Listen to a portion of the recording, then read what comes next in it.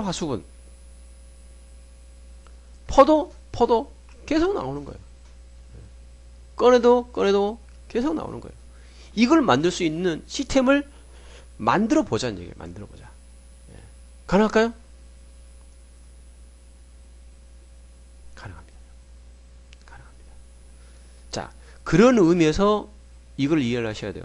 자, 실무에서는 어떻게 해야 돼요? 기간 만료 전에 6개월 시점에 전화, 문자 발송해야 돼요. 이걸 파악할 수 있는 시스템이 있어야 된다고요. 이 파악을. 자, 이후 6개월 후에 다시 발송 및 통화를 한번 또 해야 되는 거예요. 최소한 2회에서 3회를 해야 된다는 얘기죠. 하고 계십니까? 자, 그래서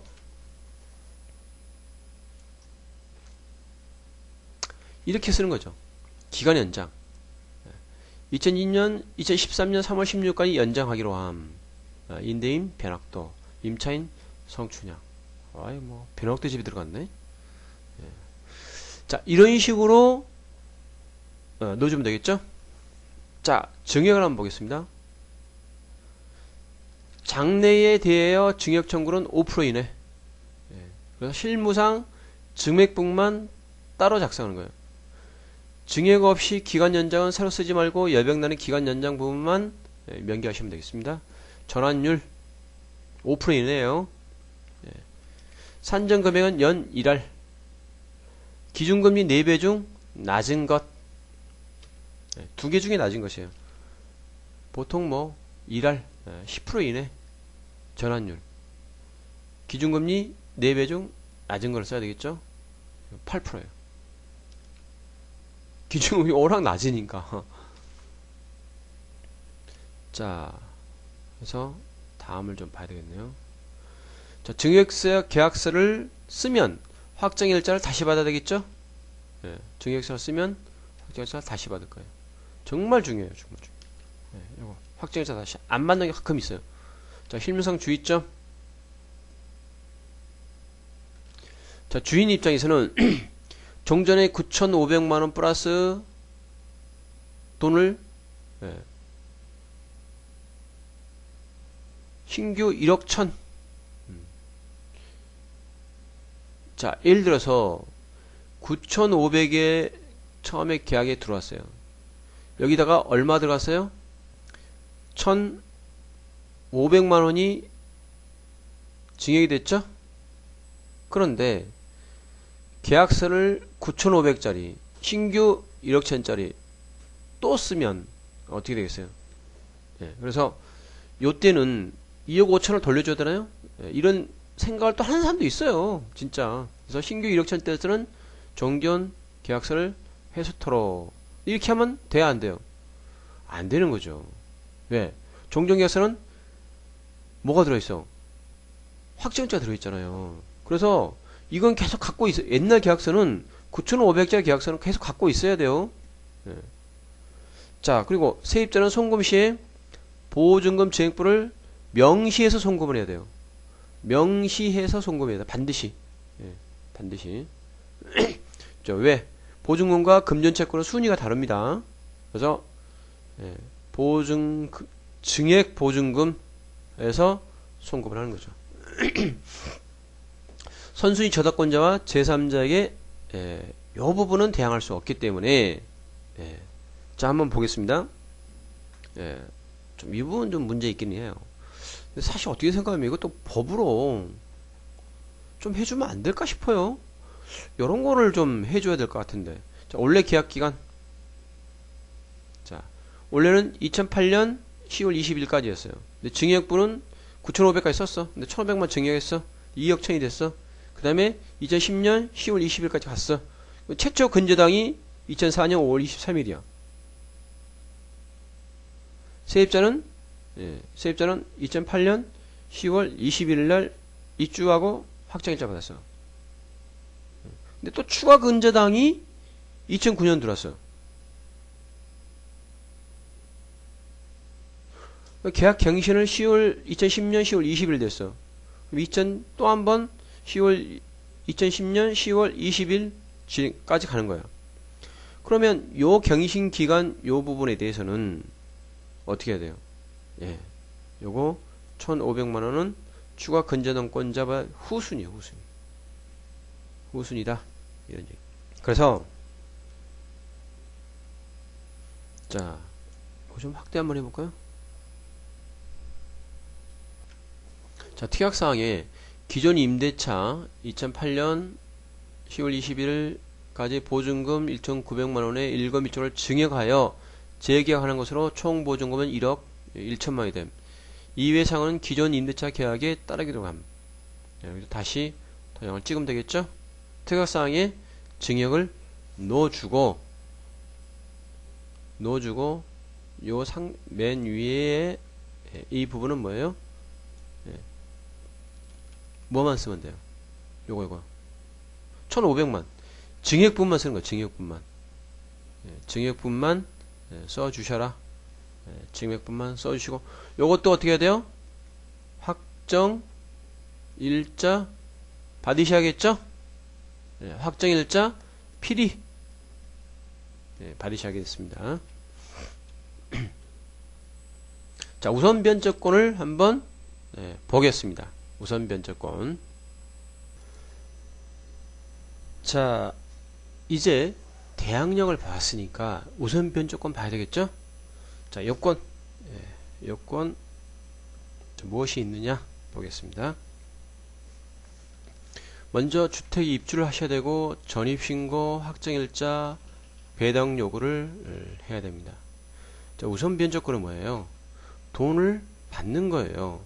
그 배당 요구 안 한다는 것은 배당 요구나 우선권 행사 같이 하는 건데 배당 요구를 안 한다는 것은 돈을 안 받겠다는 얘기 아니에요. 대항력만 가지겠다는 얘기죠. 대항력만.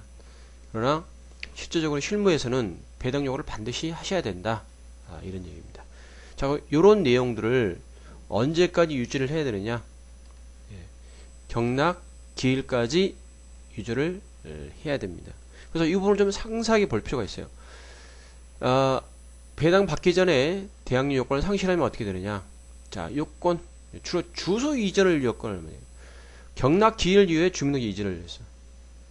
경락 기일 후에 경매가 취소돼 버렸어. 신경매에 들어가는데 이사 가버리는 거예요.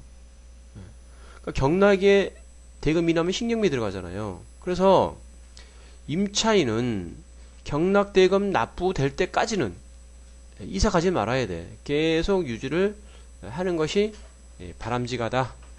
이런 얘기입니다. 계속 유지를 해야 된다. 그러니까 대부분 이 요건 상실하면 결국은 뭐예요? 배당 못 받는 거죠. 뜯기는 거죠. 그래서 경락 기울에 주소 이전하는 것이 제일 케이스가 많아요. 그래서 이거를 어떻게 해야 돼요? 이전하지 말아야 되겠죠? 언제까지? 여기 있네. 경락대금 납부될 때까지. 자, 그리고 임차주택 경매 공매에서 매각이 돼야 된다. 자, 배당 요구 우선권 행사 해야 된다. 자, 세금 체납 공매시는 납세 처분 공매 우선권 행사를 해줘야 된다 이런 얘기입니다. 그래서 실무에서는 미납 국세 등 열람 신청서에서 임차인의 체납액이 얼마인지 알고 알아야 돼요. 그래서 임대인의 동의가 있어야 됩니다. 이 말이 무슨 말이냐면, 자, 집이 있어요. 자, 임차할 거야. 자, 등기등본 깨끗해. 그래도 세금을 안 내면 어떻게 되겠어요? 세금 안 돼 있어. 이게 표시가 안 돼 있단 말이에요. 표시가 안 돼 있어요. 그럼 압류와 가압류와 이 차이점을 좀 알고 넘어가야 돼. 어느 날 갑자기 압류가 국세청에서 압류가 들어왔다. 이 말은 무슨 말이에요? 경매에 들어간다는 얘기야. 경매에 들어간다. 경매다. 가압류는 뭐예요? 급박하니까 아직 아직 경매는 넣지 않겠다. 그래서 본 재판을 거친 다음에 확정된 다음에 경매를 넣을 수 있지, 가압류 상태는 경매를 이 가압류권자가 넣을 수는 없는 거예요. 압류한다 그러면 경매 들어간다 이런 뜻입니다. 그래서 이때는 이전에 세입자는 어떻게 해야 돼요? 이전에 세입자는 자 건물에 대한 등기등본을 보고 없다 그러면 미나 국세 등 열람 신청서를 내서 임차인의 동의를 얻어서 1,500원을 보면 돼. 이건 실무에서는 상당히 이건 어렵죠. 사실은 어려워요. 네. 자, 그래서 임대인에게 납부고지서 발부 기에 도래 안 한 세금도 파악해야 돼요. 신고 후 납부일 도래 안 한 거. 네. 신고는 자진 신고를 말하는 거예요. 임대인의 서명 날인 임대인의 신분증 4번, 건물 등기등본, 건물 축물 대장 한부 가져가서 세무서에서 하면 되겠습니다. 자, 그러니까 결국은 배당 요구, 우선권 행사. 자, 배당 요구는 경매 표본에 배당 요구 종기일이 다 나오죠. 배당 요구 종기일 표시가 되어 있습니다. 송달이 옵니다. 자, 첨부 서류 확정일자부 임대차 계약서 4번 주민등록 등본 권리신고의 배당 요구서 같이 되어 있죠. 자, 배당 요구는 무조건 해라. 무조건 해라. 뭐 바꾼 못 바꾼 하는 거예요. 자, 우선 변제권 발생 시점 보존금의 우선 변제. 자, 순서를 말하는 거예요. 자, 그럼 어차피 이거는 우선 변제권은 뭐예요? 돈 문제잖아, 돈 문제. 그래서 요거를 계산을 잘 해야만이 배당 표를 만들 수 있어요. 배당표. 자, 조세 채권의 법정 기일 전 최초 근저당이 설정되어 있다. 기준일이 설정되어 있다. 이런 얘기입니다. 자, 경매의 소재주의라는 게 있죠. 경매의 소재주의라는 게 있어요. 자, 경매의 소재주의가 뭐죠? 다 쓸어버리겠다, 총수해주겠다, 이런 경우죠. 자, 그 기일 전에 이 기준일이 설정되어 있다. 이 기준일 다음에는 전부 없어지는 거죠. 자, 제일 먼저 소액보증금이 1등이고 2등, 3등, 4등, 5등, 6등, 7등이에요. 자, 소액 그 다음에 동률이 임금채권, 산물분 재해보상금, 재산세, 저당권, 담보채권, 확정일자부, 인차보증금 채권. 요 세 번째. 그 다음에 일반채권, 일반 임금채권, 당해세, 재조세채권, 국세, 지방세, 공과금, 산재, 의료, 국민연금, 일반 가압류된 일반채권. 요런 순서대로 가게 되겠습니다. 요거 잘 보세요. 요거. 그러니까 조세채권의 법정기일 여기 앞서서 간다는 얘기죠. 요 순서가 많이 바뀌어요. 그러면 조세채권 법정기일의 설정. 자, 여기 있네요. 자, 소액보정채권, 소정임금, 사물분, 재해보상금, 당해서 재산세. 요 앞에 원래는 뒤에 들어왔는데 임금채권보다 뒤에 들어왔는데 이걸 앞에 들어왔어요. 자, 나중에 들어온 거니까 국세, 지방세, 재산세 당연히 내는 거고